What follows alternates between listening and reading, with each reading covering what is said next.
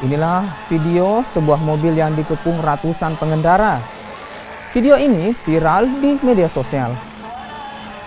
Belakangan diketahui lokasi video ini berada di Jalan Sultan Alauddin, Makassar. Kejadiannya pada Jumat 13 November 2020 dini hari.